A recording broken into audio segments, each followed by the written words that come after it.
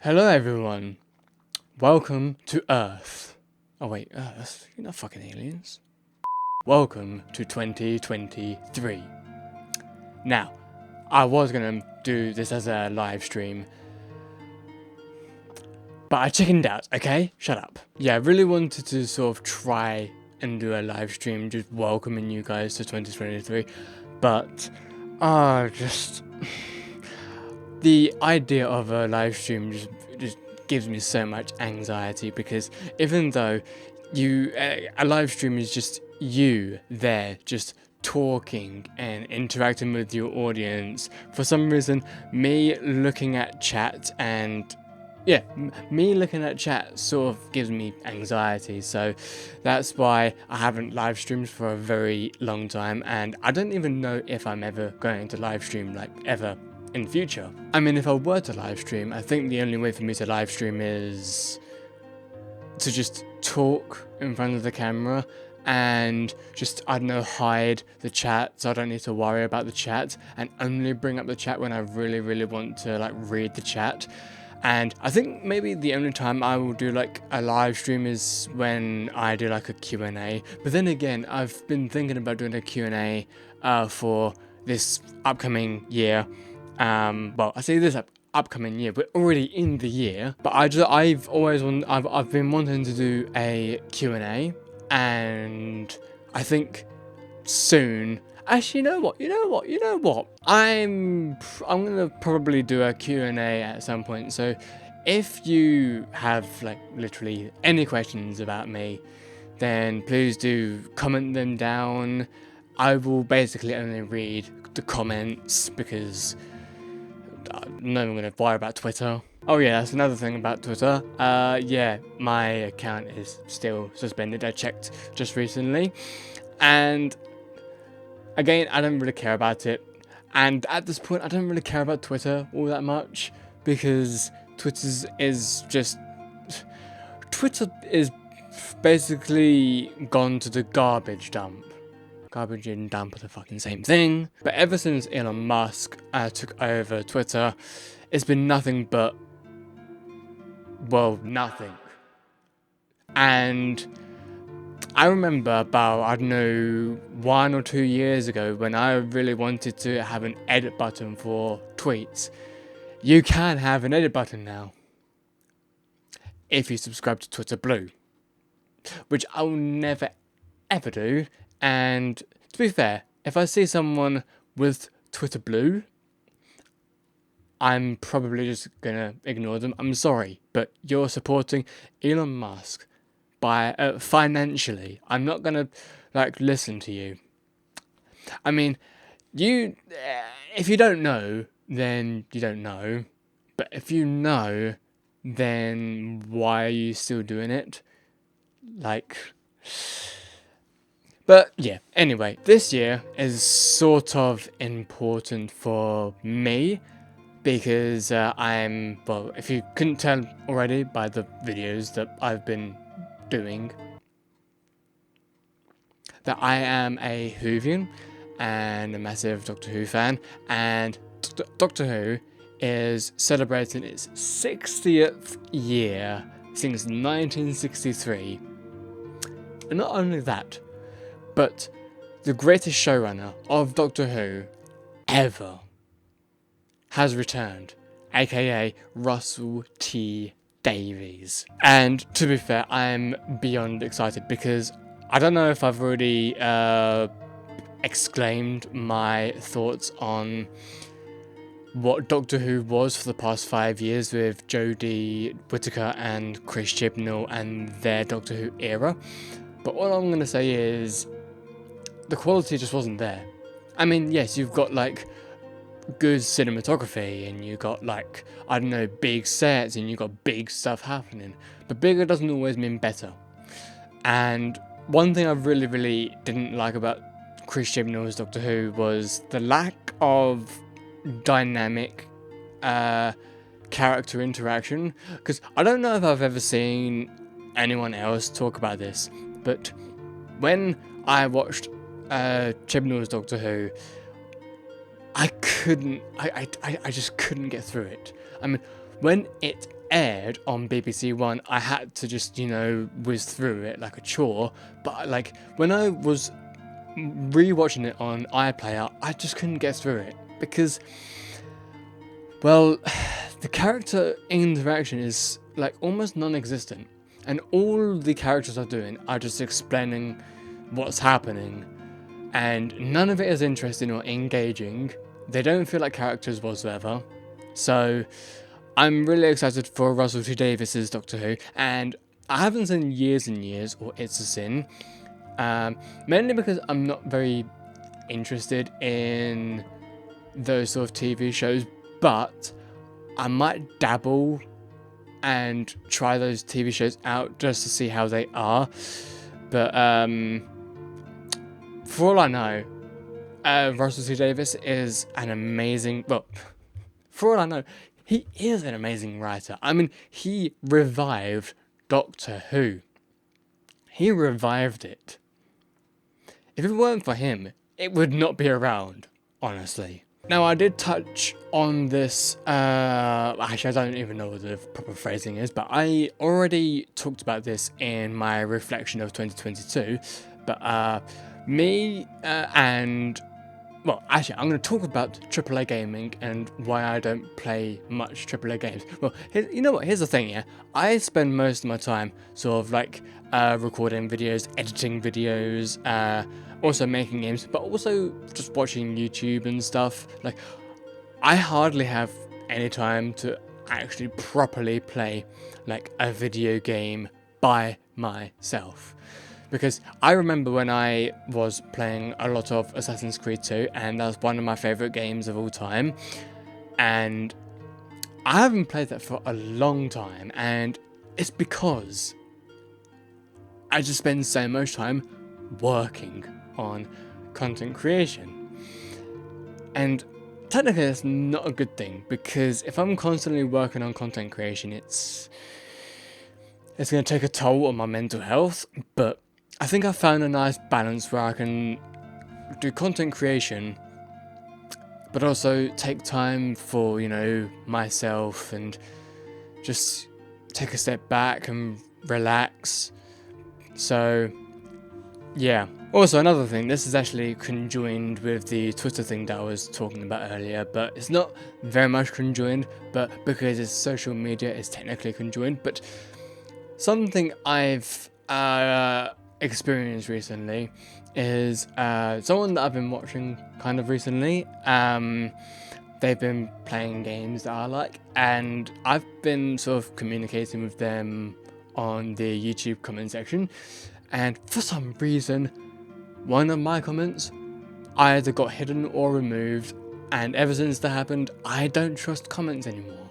I mean, obviously, comments are a very tricky thing nowadays because you've got bots everywhere on comments, and they're getting smarter and smarter. So I don't trust comments that much anymore, and I don't even comment on videos much anymore. I don't even know the last time I commented on a YouTube video. I have no idea, but yeah, I don't comment on YouTube videos anymore. The only thing I do to YouTube videos is like the videos if I want to come back to the video, or if I really like the video. You like the video, so you like the video. But yeah, I don't really trust the YouTube comment section anymore. And if I am communicating with you through the comments and it keeps on getting hidden, I'd say follow me on Twitter at VoltsGamesZZ. Even though I've already said that Twitter is just a load of garbage, it's another platform which you can communicate on until your tweets get filtered. And when I say filtered, I mean removed. It's getting harder to communicate on social media nowadays because the algorithm or the filtering system is always removing or hiding comments, tweets, whatever, if it doesn't like certain phrasing or certain words being used in comments. It's aggravating and just so disheartening that you just can't interact with people online that much because of the filtering system. Which is why I just try to communicate with people like on Discord or on Twitter. Well, to be fair, I mainly just communicate with people on Discord, really. But then again, I don't like to make my Discord like completely public, so that's why I don't tell anyone my Discord, but yeah. Anyway, I completely distracted from what I was talking about earlier about AAA gaming and stuff. Yeah. Actually, no, I did talk about AAA gaming. I did talk about video games. But anyway, AAA gaming. The thing that I don't like about AAA gaming now is... Actually, I've already talked about it in my reflection on 2022. I mean, if you haven't seen that, then what the hell is wrong with you? But I don't like the direction that AAA games just go in nowadays, because it seems like AAA gaming is kind of dying and indie gaming is taking over, because indie gaming is focused more on 1, fun gameplay, 2, art direction, and 3, well, actually there's no third one. It's focusing on gameplay, fun gameplay, and good art direction. And what do AAA games focus on? Graphics. I mean, they do have like a little bit of focus on gameplay, but like, most of these AAA games are so focused on graphics. It's kind of stupid how a lot of gamers are expecting like super ultra realistic high definition graphics for PlayStation 5 and stuff. Actually, that's another thing, yeah. I am not going to get a PS5. I'm simply not. And my reason is Sony is very greedy. Because their PlayStation 5 is about 500 to 600 quid. And guess what the digital edition costs? About, I think, just 100 quid less. Not like, I don't know, half the amount. Just 100 quid. Unlike the Xbox Series X, which is like 600 to 700 quid, the Xbox Series S is about 250 to 300. It's more affordable. So, yeah, and PlayStation also has exclusives, and apparently, according to reports that I've seen, I don't know if they're correct or not, but according to reports I've seen, Sony are deliberately paying developers to exclude Xbox. If that is true, then that will make me hate Sony even more. And I don't know if I can actually respect anybody who deeply supports Sony. I mean, I will support you as a person for your passions and stuff, but your respect for Sony, nah. Sorry, cutting it. Sorry. Microsoft is all about people being able to play games and accessibility.